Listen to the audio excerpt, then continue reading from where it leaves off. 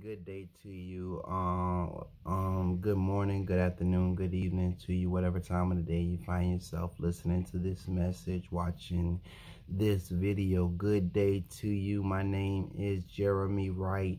I am actually in the process of trying to complete a video I started on yesterday, whereby I did not complete it on yesterday. So I have the task on today to finish this video so I can go on about my life and go on about my day.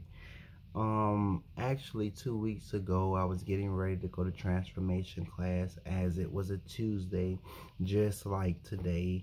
And on my way, after getting dressed, on my way to transformation class, I stopped to one of my church mother's homes. And she and I usually watch the news together, whether the 5 o'clock news or whether the 6 o'clock news.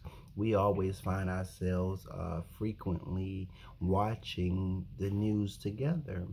Therefore, on this particular day, I believe it was the last Tuesday in the month of May, so it had to been May the 28th. On that particular day, I got to her house. I walked in the door and eventually got to her room, and when I got to her room, she was in there watching the news, to my surprise, right? Well, she was watching the news or whatnot, but she wasn't watching the local news. She was watching the national news, and she was watching Mr. Lester Holt. And Mr. Lester Holt was covering a story, I guess that was very fresh at that time. And it was a new story developing in Minnesota, whereby Mr. George Floyd was murdered at the hands of 4 police officers. And long story short, he ended up basically making the statement that, you know, the picture, the image, the video was not one that that was going to be left up long. And I understood why, because the image was an image of a white police officer with his knee upon the neck of Mr. George Floyd. I say that again, excuse me. I say that again. It was a white police officer with his knee upon the neck of Mr. George Floyd.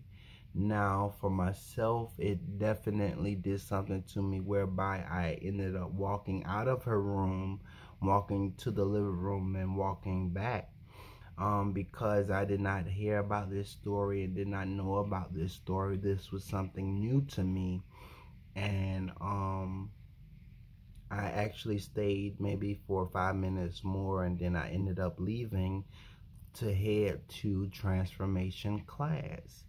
And I did head to transformation class. I made it to transformation class on time or whatnot. Nevertheless, I just was bothered by what I just witnessed on the TV screen. I basically witnessed my brother, Mr. George Floyd, die at the hands of 4 officers. And that's heartbreaking to myself, because we're in the year 2020, and yet and still the rights that Dr. Martin Luther King Jr. fought for, and Malcolm X and other civil rights leaders, they fought for, and you know, we still see these things happening today. And from my personal experience, I just want to state that I have had several encounters with police officers over the span of my life, and I believe the last encounter in particular was probably, it was the worst encounter that I've ever had with officers in my life. And it was not related more so to George Floyd, but it was related more so to Eric Garner back in Staten Island, when Eric Garner was basically choked out or choked to death at the hands of police officers. in which, in this encounter, in this encounter that I had with the police officer, I was basically being choked. And for myself, if you ask me, am I going to be choked or am I going to get loose? Of course, I'm going to tell you I'm going to get loose by any means necessary. And basically, that's what happened. I got loose by any means necessary. Not to say that I was right or whatnot, because they did add another charge because of what happened. And I'm not going to talk too much about what happened, about that situation, because I still have an open case, and personally I still have an open charge. Therefore, I'm not going to go too much into details with that situation. But I can empathize with both Eric Garner and Mr. George Floyd and what happened, because it seems that officers definitely need better training. They need better training, and one of the trainings that they need is training in de-escalation. They need to learn and know what it means to come to a situation, to come to a call, and be able to de-escalate the situation at hand, and not to throw fuel on a fire that's already lit. And when that happens, we see that people end up dying, people end up getting hurt, and the list goes on. But if our officers are able to have training, more training in de-escalation, we'll see less people dying, we'll see less people getting hurt, and we'll see less people even going to jail. However, whenever an officer approaches a situation and they're not thinking about de-escalation, but they're more so concerned about, being the one who has the authority in the situation and abuse that authority, then, there are certain things that will happen every time. And I would end with this, that June, the month of June, is Men's Health Awareness Month. And because this month is Men's Health Awareness Month, I encourage every man that you continue to do your part and keeping your heart healthy.